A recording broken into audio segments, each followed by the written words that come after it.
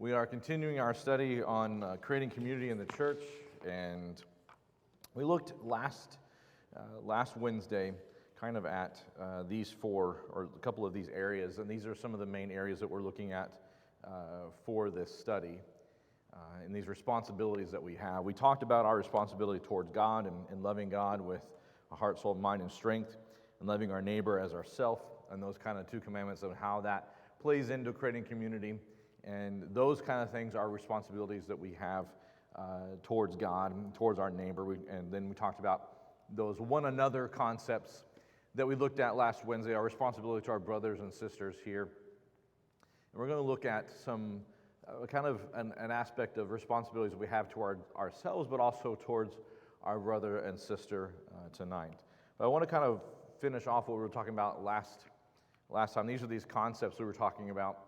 And if we're doing these things, like if everybody's doing these things towards one another, that creates that atmosphere that we're looking for in here. The idea of talking about creating community inside the congregation is an idea of making sure that we're all on the same page of what the expectations we should have of one another.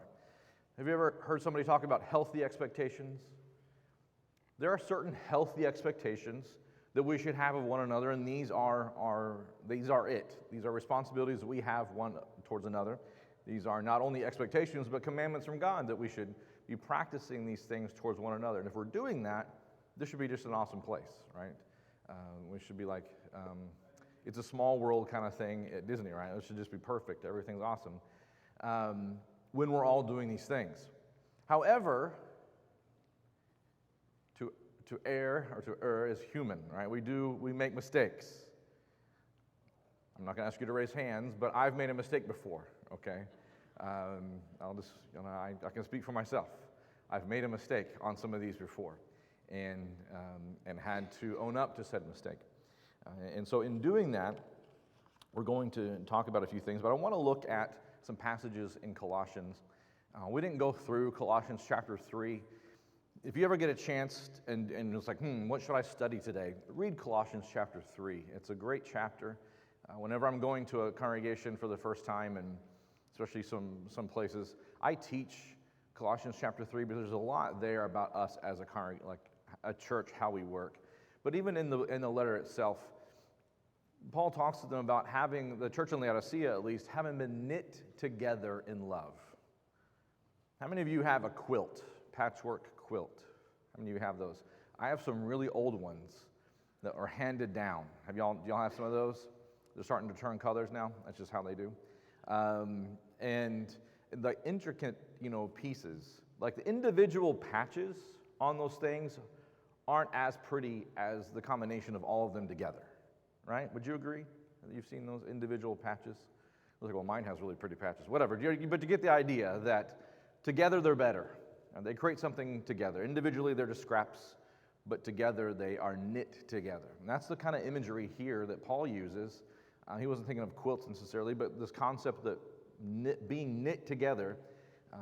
And he also talks about us, or the congregation there, being knit together out of, what does this passage tell us about the congregation in Colossae? Was it a monocultural group of people?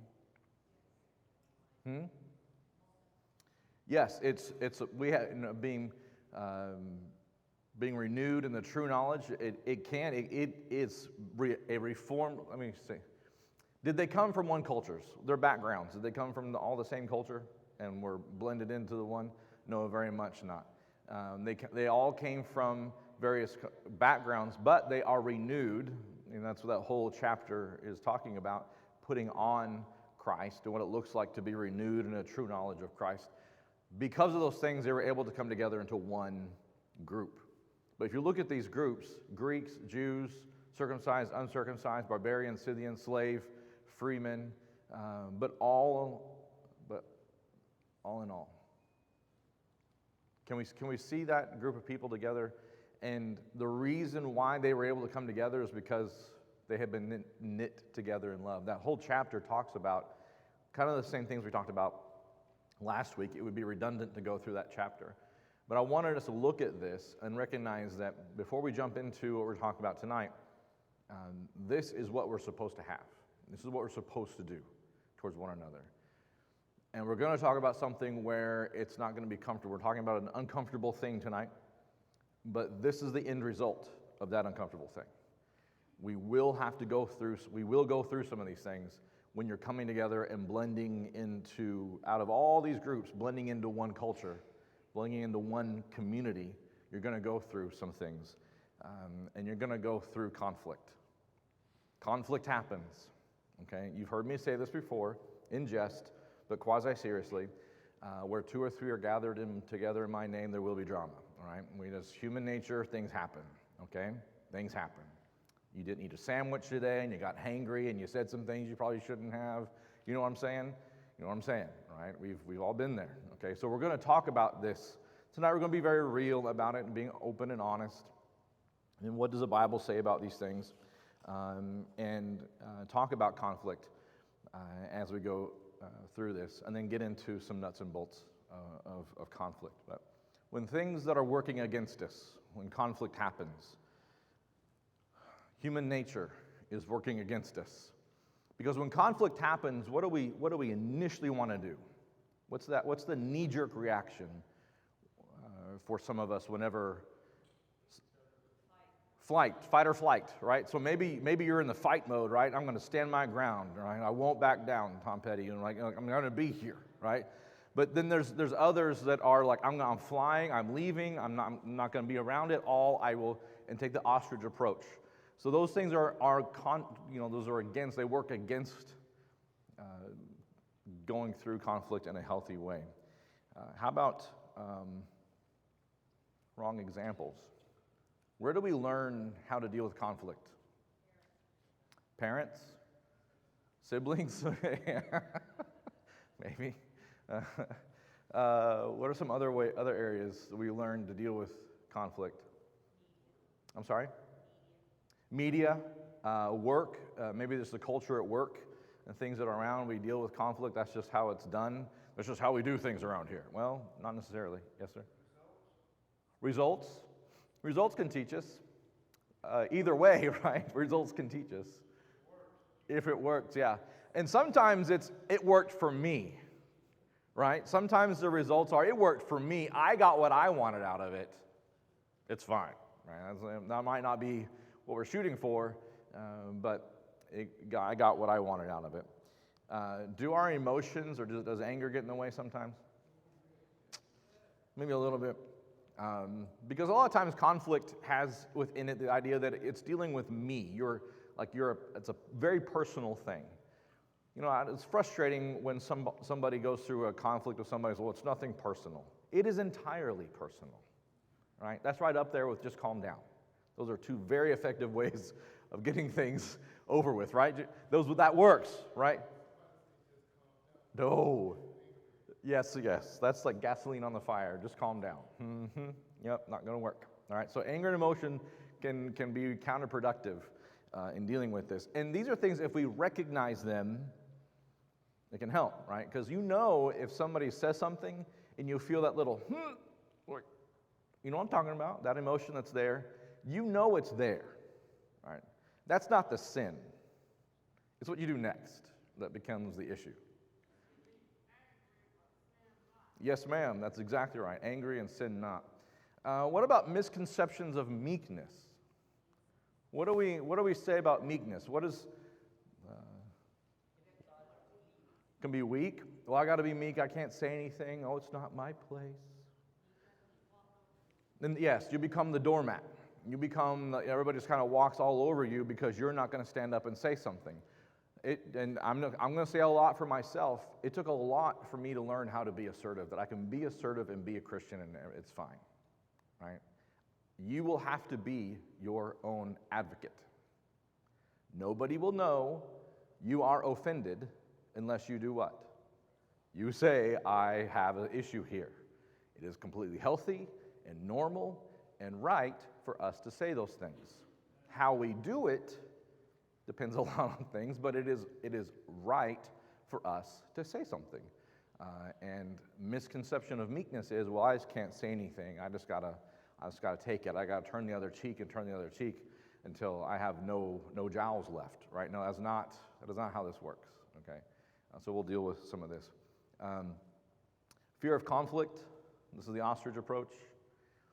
You know what I mean by the ostrich approach? What does an ostrich do? Head in the sand, right? And it goes away. If I don't see it, it goes away, right? We do that a lot with other things too. If I don't read the credit card statement, maybe it's not there, right? So no, it just goes away. It just goes away. So fear of conflict doesn't resolve anything. It actually will compound things because it gets into bottling it up. We don't deal with it, we bottle it up. What happens? Vesuvius eventually happens, right? Pompeii, Mount St. Helens, those kind of things happen eventually at like the slightest little thing, right? It wasn't that one little thing, this proverbial straw. It wasn't that one little thing, and then like you emotionally blow up on somebody. You're like, I asked for a paper clip, right? And so, you don't respond in kind necessarily. So that's not healthy, right? Those are things that work against us. We think, I'm dealing with it. I'm dealing with the conflict. I'm dealing with the conflict. Are you really? No, you're not. And bottling, and then eventually it does seep out. It's a pressure cooker kind of scenario, and it will seep out. So what does the Bible say about it? What do? We go to Scripture and give us wisdom about these things. We're going to look at a few passages here. Look over Matthew chapter 5. Matthew 5 and Matthew 18. And this kind of looks at it from two different sides of the conflict. In Matthew 5, you have one side of this conflict, Matthew 5:23. Therefore, if you are presenting your offering at the altar and there remember that your brother has something against you, leave your offering there before the altar and go first be reconciled to your brother, then come and present your offering. In this case, a conflict or a situation that you remember you have with somebody interferes with our worship with God. It interferes this relationship with my fellow man, interferes with my relationship with God. That should be an important thing for us to think about in dealing with conflict.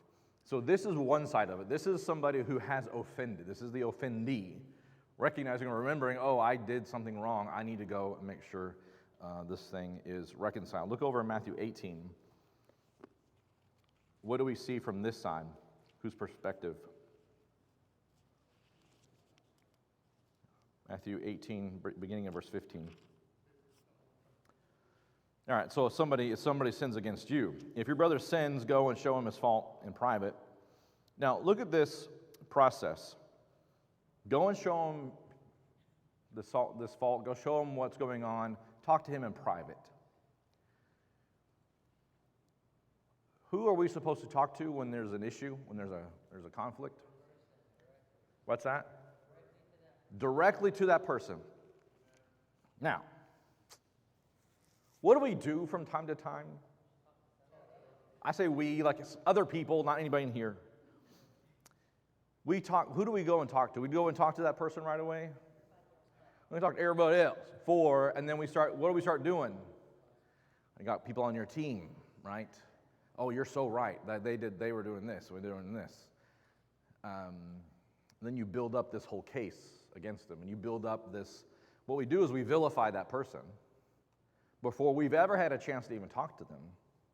And maybe you've been on either side of this, the receiving end of this, or maybe you've done it. And once you've actually talked about the situation, it was a complete misunderstanding. What you thought they did on purpose, for sure they did it on purpose, it was a complete accident. They had no idea that they had said anything or done anything. And we build this whole case against them, and you get other people mad at them, and you start creating division, and you start creating issues, and you destroy the community that we're trying to create. Is that a good thing to do? No, it's not a good thing to do. So that's why the Bible says, go to them and talk to them in private. Give them opportunity to save face. Because you're not wanting, if you want what's best for your brother or sister, and you want what's best for you, you don't want everybody to know about it. You want to address this issue, and you address it. But if they don't address it, or it's not addressed in a certain way, or there's some reason you guys cannot communicate, bring some people who are privy to the information, a few people, maybe a mediator, maybe somebody can come in and talk about this. And if that still doesn't resolve it, go to the elders. And if it becomes a huge issue, a church splitting, big issue, elders will know if it's appropriate to go before the congregation. But this is a process. And I will tell you from personal experience, this works, not just in the church. This works. This is a great interpersonal way of dealing with conflict. You use it at work. Try it at work. It is really, really effective in dealing with things. So this is something that we need to look at. So in a perfect world, all things being perfect, which we know we don't live in, but in a perfect world, the offender and the offendee would meet in the middle, right? Beneath that old Georgia pine kind of thing, right? And resolve the issue. And so the Bible is teaching from both sides, right? To deal with things if we're willing to listen and do what's right. Again, we're wanting what's best for the other person and for ourselves in this situation. It alleviates a lot of stress and anxiety if you deal with it quickly. Look over in Luke chapter 17. Luke 17.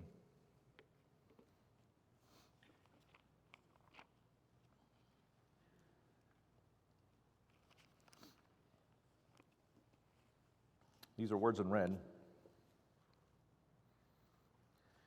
Be on your guard. If your brother sins, rebuke him. And if he repents, forgive him. If he sins against you 7 times a day and returns to you 7 times saying, I repent, think about it. No, forgive him, right? And this is that idea. But if your brother sins against you, or if your brother sins, rebuke him. Jesus says, you need to talk to this person. Jesus says, talk to him. Now, is it easy to do this? No, it's not, because what happens? Why is it not easy? What keeps us from doing these things? What keeps us from? The emotions that are involved in it. What else? What's that? Fear. What's going to happen? The result going to be? Is it going to change the relationship? And when we deal with that, the relationship's already changed, right? The relationship's already changed. How are they going to respond to the information? What are some other things? Pride, our own pride, maybe their pride, and dealing with it. It's uncomfortable. Is it uncomfortable? Maybe I'm sitting around waiting for them to come to me. Well, they're supposed to come to me because Matthew 5, right? But maybe they don't know. Right? The Matthew 5 was in the case when I remember they knew, but maybe they don't know that they have offended. And you need to, yes, time heals all wounds. No, it doesn't. It doesn't. They scab over, but it doesn't heal all wounds. So it is something that maybe we need to address, and it's uncomfortable. But it says, rebuke your brother. Go to them and talk to them about what's going on. Jesus says you need to deal with the issue because it will continue to fester. We'll talk about that later on. So words in red about dealing with these things. James chapter 1. James chapter 1.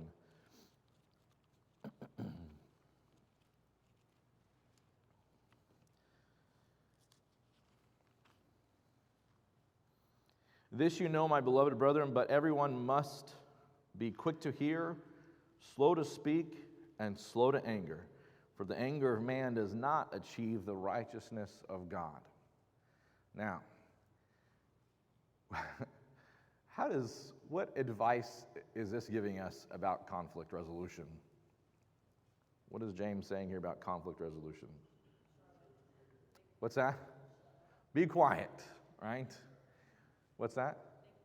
Think first. Now, have you ever acted like knee-jerk reaction to something, and that knee-jerk reaction was probably not the best option? Not just me? Okay. So we act without engaging the brain, and later on your brain's like, why did we do this, right? Why? We just made it more difficult for ourselves. So, and a lot of times in conflict resolution, and it may depend on the scenario, but slow down, think, pray, ponder this maybe if you have the time to do it.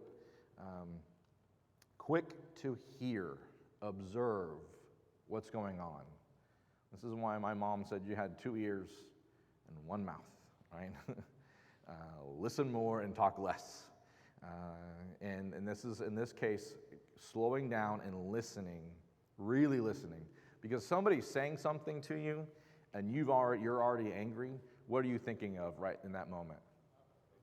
Not what they're saying. They just went all like wah, wah, wah, wah, wah, wah on you, and you've got your argument. Like you're not even listening to what they're saying. I've been in a room where somebody said something, and was, making an apology, but the other person wasn't even hearing it. Wasn't even hearing the apology.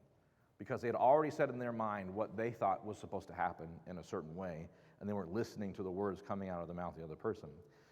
And so it is important that we slow down, slow to speak, and slow to anger, because our anger, as much as we like to hide behind it and use it as a battering ram and get stuff done, I worked for a boss that he just got angry and mad at everybody and got stuff done. That was his leadership role or skill. It was not a fun place to be. And so that is not, I might get my way, but you did not create a healthy environment, right, in doing that. You've isolated everybody in that case. Ephesians chapter 4 also has shed some light on this.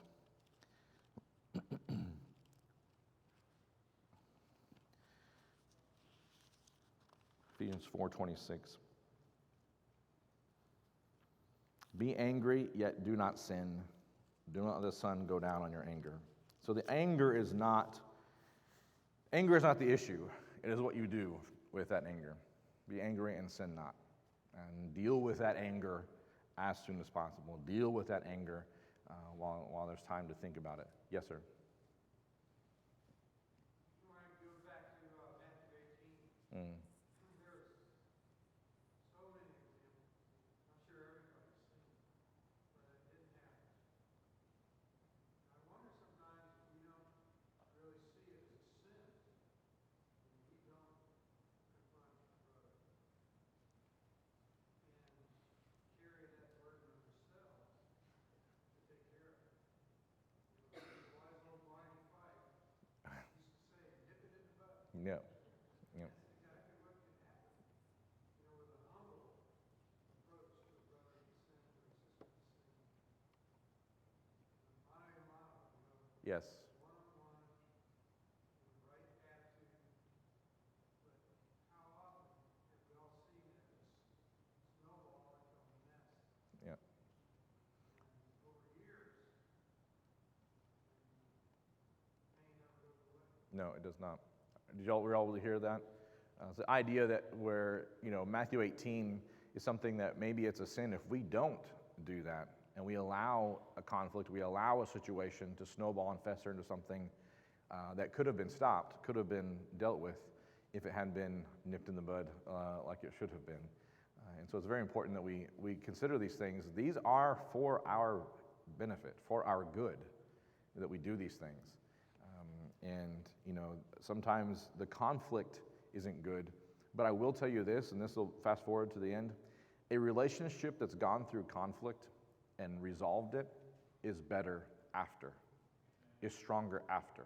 A relationship that has conflict, because every relationship has conflict, a relationship that has conflict and never deals with it is always weaker for it. There's always excuses, always something else. So there's a relationship that's gone through conflict and been able to deal with it in a healthy way and come out in a healthy way. It can be stronger for it. And so that's important for us to think about that. That was something that I neglected to think about, was that the health benefits, the growth benefits from dealing with conflict in a healthy way. Yes, sir.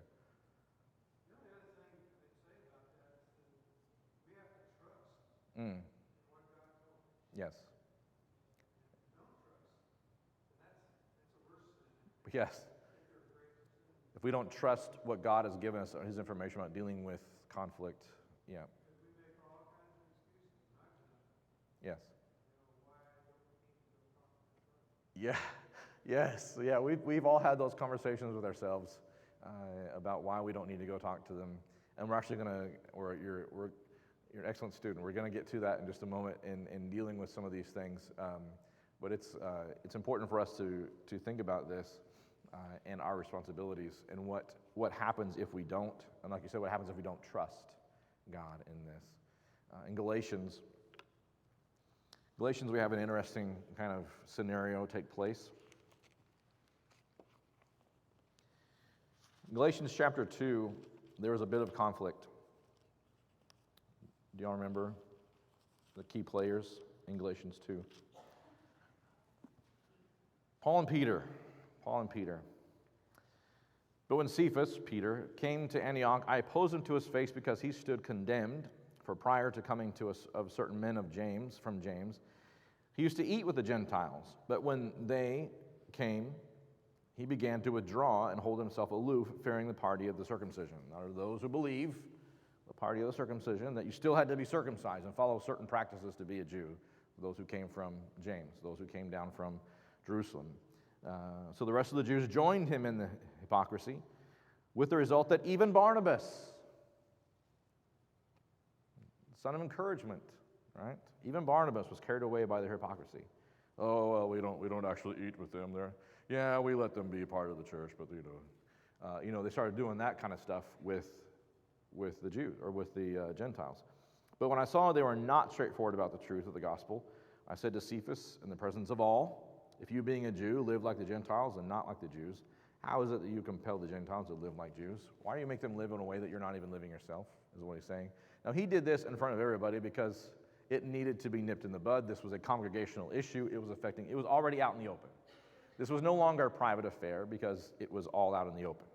And so it needed to be addressed right away in this thing. It wasn't like he could just take Peter's side and say, Peter, Cephas, this isn't cool.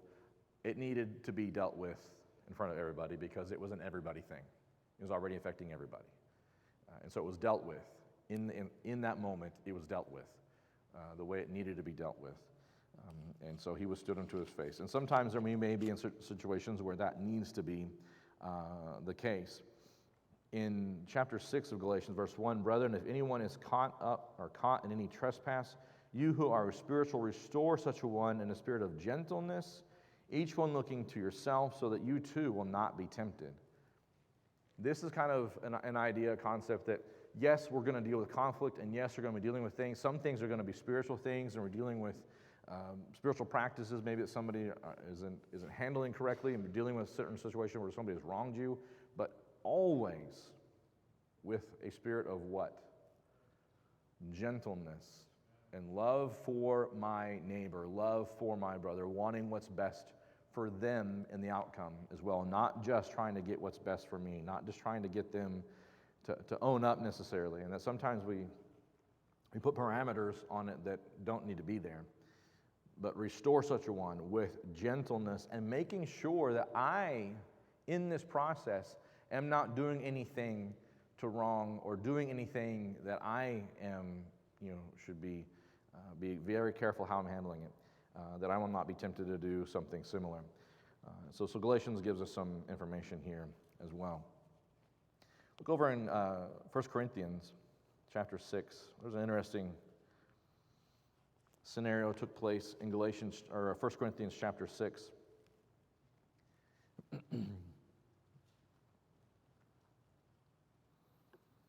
So we're not going to take time to read this whole section here, but what in the gist of it, what was happening? What was happening in this congregation? What were they doing? They were suing, or they're taking people to court for things that were happening in the church. And Paul's like, what in the world? Why are you dealing with spiritual things? Why are you, who are spiritual, who should have a higher understanding and wisdom of things than public courts, taking your brother to court?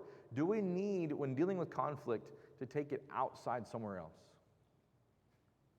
No, we don't need to do that. We need to deal with it in-house. These are things that we need to deal with in-house. And this, I'm not saying necessarily just inside the congregation, but maybe in our own family, maybe in our own unit, that we're not dealing with these things and just letting everybody know about what's going on. In this case, he says, you have people in the church. Don't you have somebody wise enough in the church to handle it? And that's another thing. If there's a situation that has arisen and a certain amount of conflict, and I don't know how to handle it, can we go to somebody who has the wisdom? maybe our elders, maybe somebody we trust that has the wisdom to deal with the situation, and they can be an arbiter, they can help in dealing with the conflict. Maybe I don't trust myself to deal with it in a way I should. It has affected me so much. I need somebody to help me walk through these steps, to help me with this. And yes, and that's the case. We need maybe there's certain circumstances where this is the case. This is what, but I don't bring it outside the church. I don't take it outside the unit that it needs to be resolved in. And in this case, we don't need to take our spiritual matters and put them in front of a public affair. That's not something that needs to be done. But in conflict, we need to be recognizing as well that we don't wrong or defraud, but rather he said it's better to just be wronged. It's better to just be defrauded than it is to make sure you take your brother to court. And so in certain circumstances, maybe I'm going to deal with this issue and I'm going to allow myself, maybe it involves money, and I loaned money to somebody or lent money to somebody and they didn't pay me back. I'd rather just let it go than drag them to court or make it a big deal in the congregation. I'd rather just be defrauded and learn a lesson, right, than to make this a bigger deal than it needs to be. So again, talk about the spirit and the nature of sometimes we have to be the bigger brother in some of these instances. Look over in Hebrews chapter 12. Hebrews 12, this kind of goes what Dan was talking about earlier, Hebrews 12, 14 and 15. And it uses this idea of root of bitterness. Pursue peace with all men and sanctification, without which no one will see the Lord. You see those two things? Pursue peace and sanctification, without which no one will see the Lord. Not going to happen. Just so you know, you've been warned. See to it that no one comes short of the grace of God, that no root of bitterness springing up causes trouble, and by it be defiled. How many of you have ever worked with blackberries? Blackberry bushes? Blackberries. Nobody? Love blackberries, by the way. Blackberry cobbler, one of my faves, okay? Getting, some of you are nodding your head, you know what I'm talking about. But getting the blackberries, it's, can be managing, they have stickers. It's worth it though. But managing blackberries, have you ever cut down blackberries? What happens the next spring? Whoop, they grow right back up. As long as there's a root, it's going to come back. Is there conflict situations like that? I've dealt with it. But have you really dealt with it? There's that root of bitterness that's there, and it starts growing again. We need to deal with conflict because sometimes I'm just going to bury it, that proverbial hatchet. I'm going to bury it and not think about it, but then it comes up again. Sometimes what we do when we're talking to ourselves about should I talk to them or should I not, is a thing happens once, all right? This offense they do, it happens once, and you're like, oh, maybe it was an accident, maybe they didn't know, maybe it was this, and then you kind of like, I can deal with that. I'm going to let that slide, right? Pretend it never happened. But then it happens again, and you're like, wait a second. I thought it was a one-time thing. Surely they know that this shouldn't be the case. And now you start thinking, should I go talk to them now or not? Do you see where we're going with this? At some point, they need to be talked to. Because either they're doing it on accident and they have no idea what's going on, or they're doing it on purpose. Either way, they need to be talked to, right? It needs to be dealt with. Otherwise, it's this root of bitterness that's just going to keep springing up, and it destroys that relationship with that person. It destroys it. Yes, your worship, like everything is thrown off whack when you have that kind of situation happening. So it is important that we deal with things when they come. It's at your discretion at what level, what DEFCON level you get to before you deal with it. But I would suggest we do it soon, and we do it quickly. Because generally in those situations, it's generally somebody just didn't know and didn't do it on purpose. And if they did it on purpose, don't give them a chance to do it again. All right? We just deal with it when it's small and little, and deal with those things. I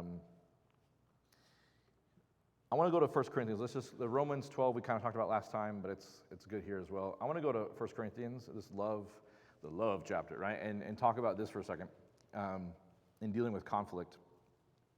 And then hopefully we have time to get to his conflict model real quickly. All right. When we deal with, I want you to read 1 Corinthians 13 and these few passages.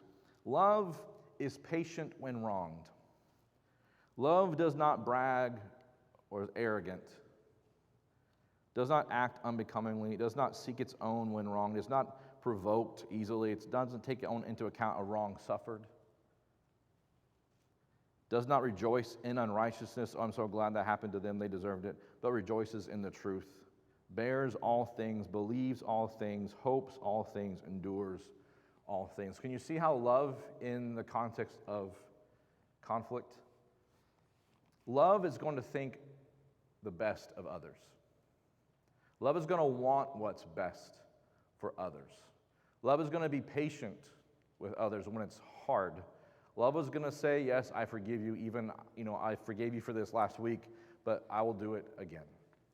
Love is what's going to do this. Does not act unbecomingly. These things, when we start looking at love in this way, it gets hard. Love can be difficult.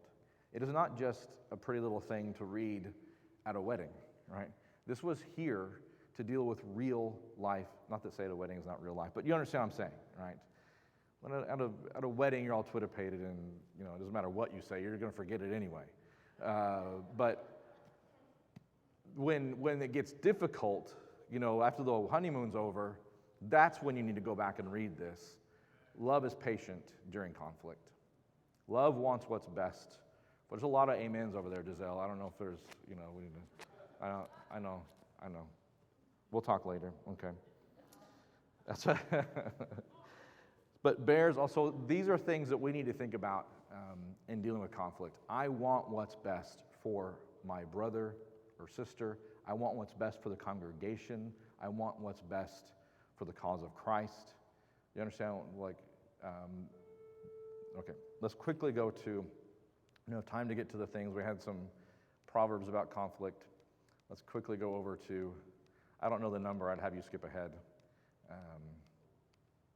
There it is, picture. All right, everybody loves pictures. Okay, so conflict model, do y'all see this? Can y'all read that? This is great, I found this. I didn't make this, I found it.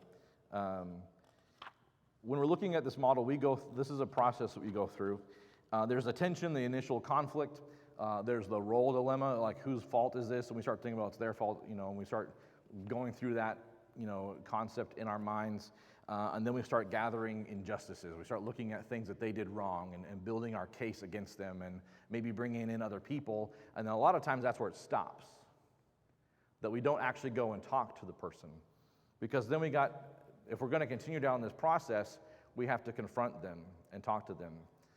Now, this is what happens. I'm not saying this is a biblical model. I'm just saying this is what typically happens in conflict. And then you confront them, and there's this adjusting period. And in that adjustment period, it can either, the ostrich approach, I'm out of here, I'm not going to deal with it. I don't care what you think, I'm just going to do this. This is what I'm going to do, I'm out of here. No resolution whatsoever. Maybe there are those things bring up other issues. There's further tensions because of this, and we got to go around the horn again and talk about these kind of things. Or maybe you think, well, I don't have enough evidence. There's and you got to go back through this process again and deal with it. Or there's actual resolution, and you go through this. But we're looking for actual mutual beneficial resolution and growth is what we're looking for. That doesn't always happen because this is a situation where two people are involved. And as much as lies within me, I must do my part in resolving this. This may also have to acknowledge that maybe I had some wrong.